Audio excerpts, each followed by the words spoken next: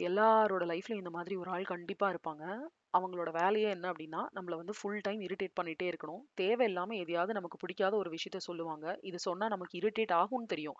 ஆனா, அத நம்ம சொல்லி, அதுல நம்ம ரியாக்ட் ஆயி, அதுல நம்ம கடுப்பாயி கத்தினா, அவங்களுக்கு அதுல ஒரு சந்தோஷம்.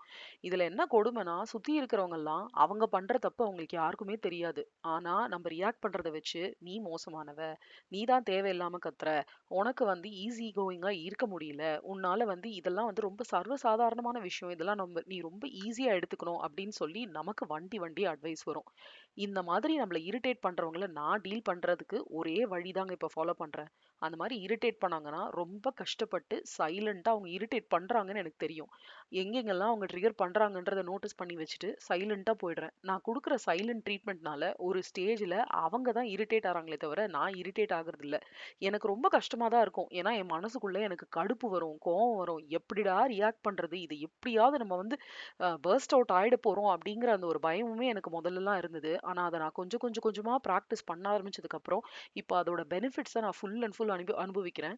எனக்கு வந்து தேவையில்லாம வந்துட்டு கோவம் வரதில்ல. இரிட்டேட் ஆகுறதில்ல.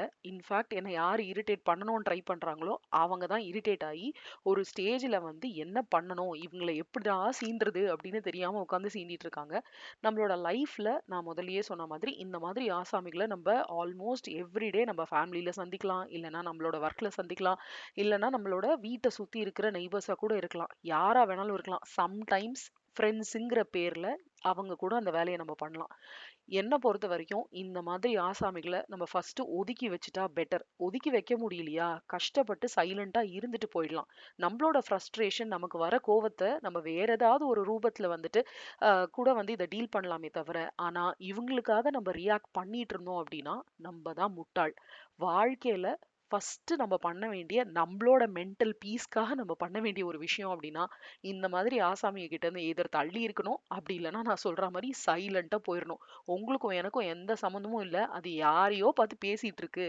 அது நம்மள பத்தி சொல்லல அப்படின்னு நீங்க நினைச்சீங்கன்னு வச்சுக்கோங்களேன், நமக்கு சைலன்ட்டா போறது ரொம்ப ரொம்ப ஈஸி. உங்கள அந்த மாதிரியான ஒரு சிச்சுவேஷன்ல இருந்து ஃபர்ஸ்ட் ரிமூவ் பண்ணிடுங்க. உங்கள பத்தி அவங்க பேசல. என்ன பத்தி அவங்க எதுவுமே சொல்லல. அப்படிங்கிறத மட்டுமே நீங்க உங்களுக்குள்ள சொல்லிட்டே இருங்க. ஆட்டோமேட்டிக்கா அவங்கள டீல் பண்றது ரொம்ப ரொம்ப ஈஸியா இருக்கும். முடிஞ்சா ட்ரை பண்ணி பார்த்துட்டு உங்களோட கமெண்ட்ஸ் அண்ட் ஃபீட்பேக்க இந்த வீடியோல கண்டிப்பா சொல்லுங்க. Thank you so much. Bye.